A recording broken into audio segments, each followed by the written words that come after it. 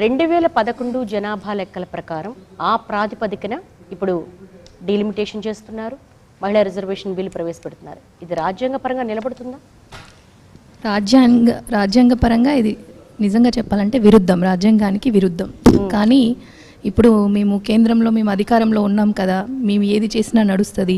ఇప్పటిదాకా మనం చూస్తూనే ఉన్నాం పార్లమెంట్ సమావేశాల్లో. అంటే దానికి విరుద్ధంగా వాదించే వాళ్ళు వాదిస్తూనే ఉన్నారు. వాళ్ళ వాదనతో మాకేం పట్టిలేదు, మేమేం చేయదలుచుకున్నామో అది చేస్తాం అంతే.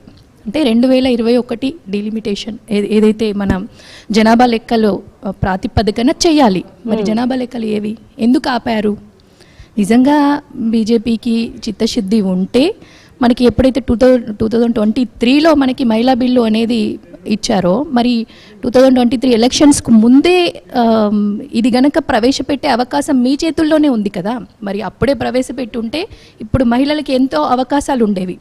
అంటే ఇప్పుడు ఉత్తరాది రాష్ట్రాలలో కొన్ని చోట్ల ఏదైతే ఎలక్షన్స్ ఉన్నాయో వాటిల్లో వీళ్ళు లాభం పొందడానికి మాత్రమే ఇప్పుడు హడావిడిగా ఈ మహిళా బిల్లు అనేది ప్రవేశపెట్టి మళ్ళీ దాన్ని డీలిమిటేషన్తో ముడిపెట్టడం అనేది నిజంగా ఇది రాజ్యాంగపరంగా విరుద్ధం అండి. మరి మీ పార్టీ స్టాండ్ ఏంటి? మా పార్టీ తప్పకుండా గౌరవ కేసీఆర్ గారి నాయకత్వంలో శాసనసభలో కానీ శాసన మండలిలో కానీ మహిళా బిల్లుని పూర్తిగా మేము మద్దతు ఇచ్చారు. కానీ దీన్ని డీలిమిటేషన్తో పెట్టడం అనేది మన గౌరవ కేటీఆర్ గారు కూడా చాలా రోజుల క్రితమే చెప్పారు.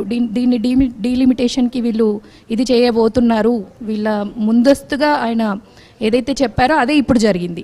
దాన్ని తప్పకుండా మేము అడ్డుకుంటాము. కేంద్రం ఏం చెప్తుందంటే మహిళా రిజర్వేషన్ బిల్లు అమలు అవ్వాలంటే డీలిమిటేషన్ చేయాలి, నియోజకవర్గాల పునర్విభజన చేస్తేనే ఎక్కువ సీట్లు వస్తాయి, కాబట్టి ఇది అమలుకు సాధ్యపడుతుందని అంటోంది. మరి డీలిమిటేషన్ బిల్లులో ఏదైతే ఇప్పుడు పెరిగే 50 స్థానాలు పెరుగుతాయి అని చెప్పేసి అట్టహాసంగా బయట అంతా చెప్పారు. మరి డీలిమిటేషన్ బిల్లులో 50% పెంచుతున్నాము అనే ఏదైనా పాయింట్ ఉందా?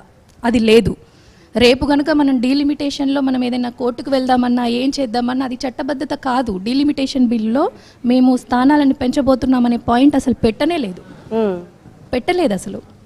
మరి ఇప్పుడు డీలిమిటేషన్ ఏదైతే జనాభా లెక్కలు అయిన తర్వాత కదా మీరు పెట్టాలి. దీనికి ఇప్పుడు మహిళా బిల్లు వేరు, దీన్ని ఇప్పుడు మీరు ప్రవేశపెట్టండి. డీలిమిటేషన్ అయిన తర్వాత దానికి ఎందుకు లింక్ పెడుతున్నారు అంటే మళ్ళీ దీన్ని 2034 వరకు దీన్ని సాగదీయాలి. ఇప్పుడు నెక్స్ట్ వచ్చే ఎలక్షన్స్లో కూడా మహిళలకు ఎలాంటి న్యాయం జరగకూడదు. వాళ్ళకి ఎట్టి పరిస్థితులలో మహిళల మీద చిత్తశుద్ధి లేదు. అంటే మహిళలకు మంచి జరగాలన్న ఉద్దేశం అయితే వాళ్ళల్లో కనిపించట్లేదు. ఎంతసేపు రాజకీయ స్వప్రయోజనం అంతే. అంతే అండి. సుభాషిణి.